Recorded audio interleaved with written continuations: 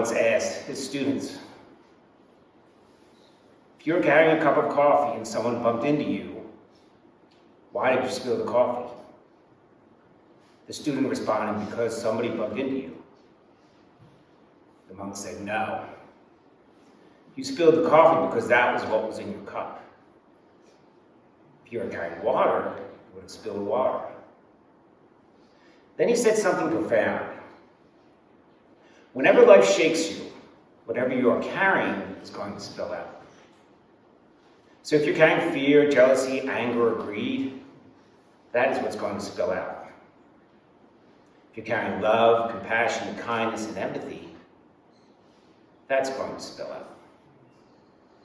From a Buddhist perspective, the state of mind is central to everything.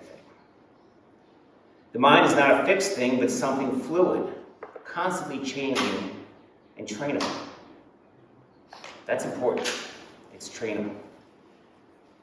Our state of mind can not only affect us, but also how we affect other people. When our state of mind is right, our reactions will instead be wise responses. A core teaching of the Four Noble Truths is that suffering is closely tied to how the mind reacts, especially through craving, attachment, and aversion. When we want things to be different from what they are, we become frustrated. When we cling to pleasant experiences, it causes anxieties because they don't last. And rejecting unpleasant feelings just causes inner conflict. So the state of mind, not external events, determines suffering. It is why we meditate, to increase awareness of thoughts without getting caught up in them, and develop calmness, clarity, and concentration, and most importantly, reduce automatic reactions. Over time, this leads to a more stable and balanced mental state. These aren't just emotions, they're trained orientations of the mind, and we can develop these aspects. But empathy and compassion are not just nice qualities, they're essential to how the mind is trained and how suffering is understood and reduced. But there's an important distinction between feeling with others and responding wisely to their suffering. I feel the ideal approach is to pair compassion with insight or wisdom. And when I say wisdom, I mean understanding. Understanding the impermanence of the world, how we have no fixed identity, and that suffering is caused by craving and ignorance. And with that understanding, compassion becomes stable. So we're not overwhelmed by emotion. It helps us be impartial and guided by clarity rather than impulse. But it's difficult today to recognize the truth behind all of the noise that society lays upon us, dragging us further away from our original nature. The Buddha's teachings remind us, you are not the government. You are not the news feed. You're not the political party or religion. You're not a diagnosis. You're not pain, not joy. You're not even the body. You are the consciousness that observes all of these things. And that consciousness, the observer, is the awareness behind these observations. So what do humans look like when the veil is removed and the observer is fully aligned with our own original nature? We start to see things more clearly, more as they really are. And we're able to mindfully respond to situations wisely as opposed to reacting. And whatever is in our cup that day will influence how we respond. I know for me, that shift in awareness began the first day I entered this temple. Through the teachings of the Buddha, I realized that I am not my thoughts. They are separate from me, the observer. I have a choice of what I do with those thoughts, as opposed to my thoughts and emotions dictating my behavior. A few talks ago, I relayed a story about an incident that happened to me, and I feel it's relevant to repeat it today. I was getting my hair cut when someone ran into my car in the parking lot and dented it. I came out of the shop to an older woman who was panicking. I immediately smiled and comforted her. I said, man, people are living in war, starving, and sick. If a dented car is the worst thing that happens to me today, it's been a great day. As I was saying this, I could see the relief in her face. I have a feeling she expected me to react the way many people would, by becoming angry and yelling at her. However, through my practice, my response was mindful rather than emotional. As the observer, I knew how I reacted would impact both her and my state of mind. Anger is just anger. It serves no purpose. In fact, I would argue that anger not only does not resolve the problem, it in a way makes it worse. Screaming at her and becoming angry myself will lead to inner turmoil, not just in me, but in the woman as well. And what is my purpose when something like this happens?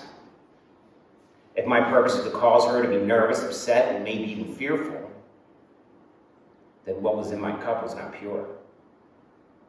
And we would walk away with our minds in a disturbed state. Meanwhile, the dent remains. Now, responding wisely will not fix the dent either. So what is my intention in that situation? The Dalai Lama once said, our purpose in life is to help people, and if we cannot help them, at least do not hurt them. So the dent became irrelevant. Instead, my goal was to ease her troubled mind, while keeping my own mind free as well. This can be applied to anything because the outside disturbance, in this case the dent, is not the problem. The problem is my mind. It's funny, I originally wrote, I need to fix the dent in my mind. That sounded really corny, so. So after she began to relax, we had a nice conversation. She asked me to get an estimate for the damage rather than go through insurance since her deductible was so high. The next day, I texted her to wish her a good day and tell her not to worry about the accident. Later, I sent her the $160 estimate. She immediately sent me $200 through Venmo. I asked her, why did she include the extra $40? She texted me back, you've been so wonderful about the situation. There are not many people like you in the world, so I wanted to buy you lunch. I had my dent fixed, and now, at least for now, neither of us had a disturbed mind. Someone hit my car, and I was content. My mind was at peace. That is what the Buddha promised. Not an end to your problems, but peace of mind. This can be applied to any emotional state, even such as anxiety. I once saw a slide that read, do you have a problem in life? No? Then why worry? Do you have a problem in life? Yes? Can you do something about it? Yes? Then why worry? Do you have a problem in life? Yes. Can you do something about it? No. Then why worry? Why are we constantly bogging down our minds with these emotional disturbances that serve no purpose? We should observe our thoughts as separate from ourselves rather than identifying ourselves through them. I also think it's important to reflect on and analyze how we respond to each situation. When it came to the accident, when my cup spilled, empathy and compassion poured out rather than anger, resentment. And from my practice, it was second nature. I did not have to think about it as I did in the past. Through meditation, I'm constantly exercising my mind until being mindful becomes a habit rather than effort. Now, don't get me wrong, I have my moments, but those moments have become the exception rather than the rule over the past few years. My problems still exist, they always have, and meditation will not fix them. It does, however, give me the freedom to experience the good and the bad in life equally, without a disturbed mind. I remember seeing a portrait of a monk labeled Happy Monk, and next to it was the exact same portrait, but it was labeled Sad Monk. His mind was resolute and without distraction. He approached opposite situations or feelings with the same state of mind, a free mind. Ultimately, Buddhism aims for liberation or nirvana, a state where the mind is free from ignorance, craving, and suffering. This isn't a blank state. It is deeply clear and unshaken. So I leave you all with a challenge to pause and to think to yourself when you wake up, what am I carrying in my cup today?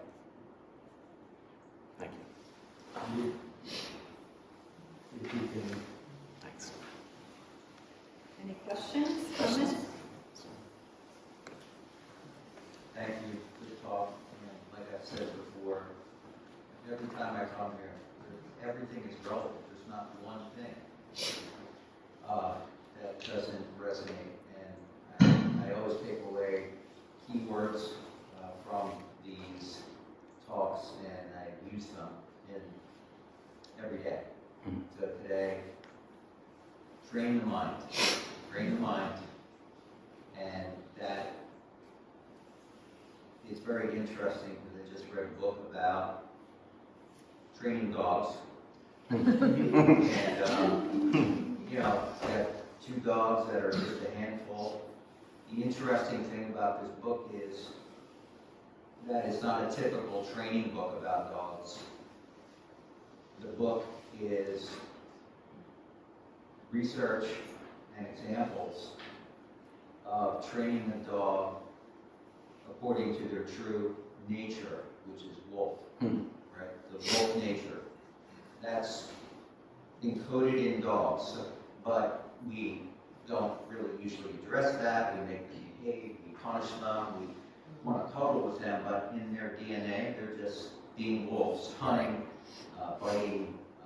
That's encoded. And I think when you said train the mind, I have a true nature too that I need to find, and by coming here I get an understanding now that it's in there. I'm not in it, I don't get it yet, but now at least I know it's in there.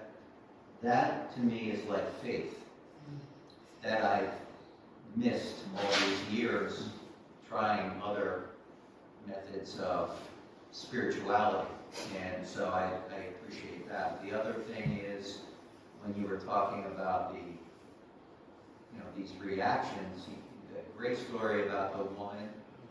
I love that because rumination, that's one of my problems. And so let's not even go there, right? Let's just say everything's good. There's people with cancer dying in other places, so this is not the worst part of the day. And lastly, this all kind of circles back to another phrase that I use that Reverend MJ gave me, which is, this is not me, let it go. So thank you for the talk, I appreciate it. Thank you. Yeah, I found that one of the things that I've really learned is I've started to learn to recognize and stop myself. So even as I feel that coming up, I've learned to go, Kevin, settle down. It's funny you're talking about dogs. I have 2 dogs too, and one of them is named Buddha. And he's on anxiety medication. He's the exact opposite of. I feel bad when I'm Buddha. yeah, chill out, relax. But yeah, I think that's one of the biggest things is just really recognizing that I am different from my thoughts. They're not me. They're no different than the freckle on my face defines my face. It's separate. And I think just recognizing those, I've been able to, again, take that step back and calm my mind. Again, not to say that I don't have my moments where I, react, but they're getting less and less. But, thank you for the talk, first and foremost. I was taking this talk in a lot because recently there's been a lot of things that have been out of my control that I have not been able to make many changes to because they're out of my control and they're affecting me. And I have had to learn to just let go and try to roll with it as I go, do what I can, but not focus on the parts that I can't change. And one of the things I really liked about this talk that was at the very beginning was the emphasis that things are still going to spill out of your cup no matter what. It's not a case, I remember we were talking before a few weeks back how we are mountains who aren't swayed by the wind. And I talked in my small group before going, my immediate reaction was a defensive one, going, but I'm not a mountain. I think they go hand in hand though. We aren't swayed by the wind in some ways, but even mountains have small pebbles fall kind of deal, where things are going to spill out of our cup, which I have had happen, and the emphasis about what is inside your cup. For example, yesterday, I remember telling my last class, we are going to have a good class whether it kills me or not. After a student was escorted out of my room for the 4th time for being disrespectful and disruptive, and kept being brought back and being escorted out, I remember turning to my students going, we are going to have a good Friday. We are going to have a proper class, and we are going to just not let that affect what we're learning. And it was something where I know if I wasn't in as good of a state of mind as I was, if I had the state of mind I had the day before where I felt like I was losing my mind because all my classes were bad, I wouldn't have been that patient or that willing to just let that part go and fill my cup with something else. But it was nice to see that go with my students and see them go, okay, so we are still going to do the unit despite everything. We still have to do the lesson. Okay, we're doing the lesson. It was nice to see that I could do that instead of letting something else spill out and have it just be disrailed and have it not continue going. So that part of things, no matter what, going to spill out resonated. So thank you. Thank you. Yeah, I think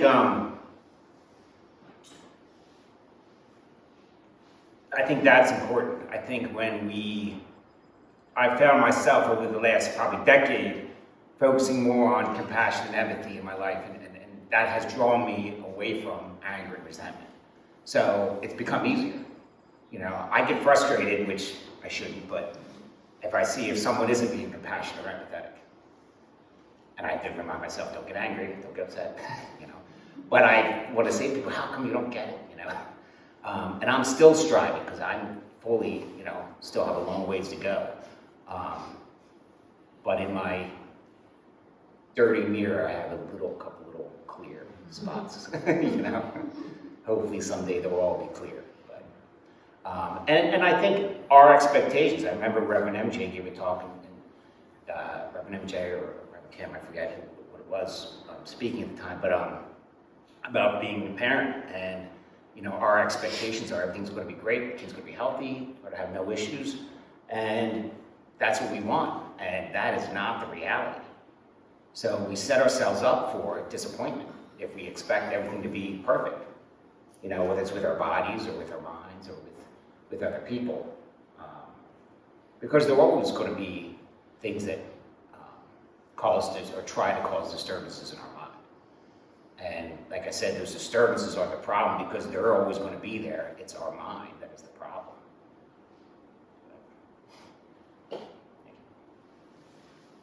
Thank you so much for your talk. Thank you.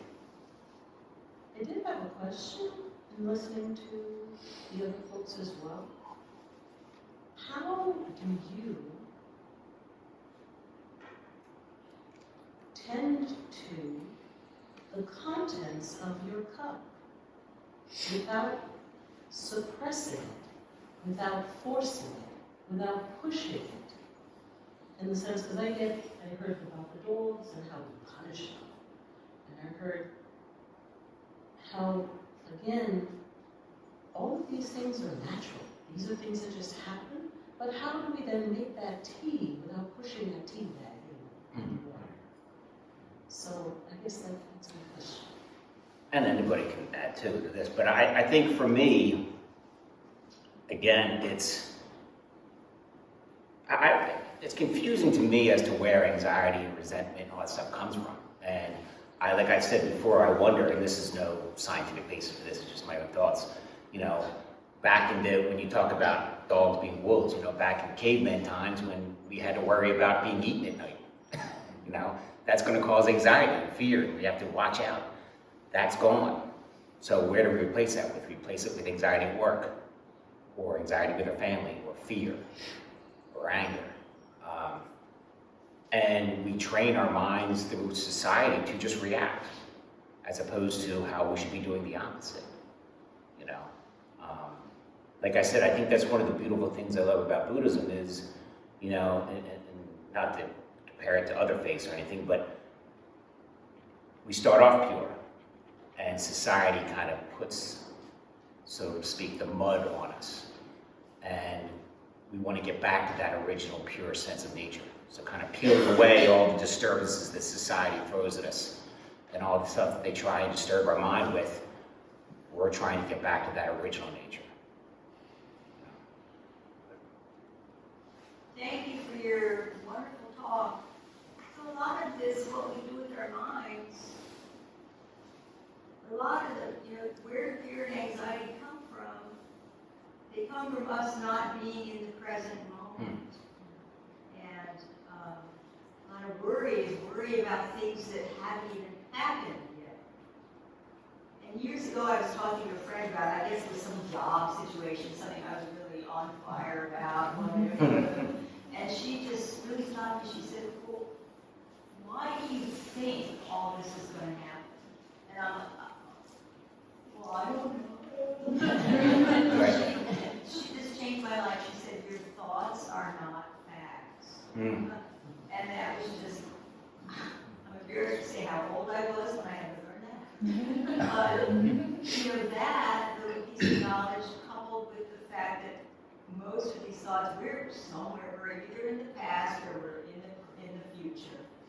And as Kalpana, who used to be a member of the Temple but moved away, she says this great thing, keep your mind where your feet are. And every time, like I'm meditating, my mind is wandering, all I do is look down at my feet. Oh, I'm here, the cushion. So anyway, but thanks for your Thank you. I saw an interesting little clip of a Buddhist monk talking. He was saying about, and they were talking about letting go and losing, how difficult that is. And you know, people coming in and out of our lives and how we miss them and stuff like that and how sad it is. And making that mind shift. And the monk said it's almost like be like a tree and you have fruit and the birds come and eat the fruit and leave. And you should be happy for that.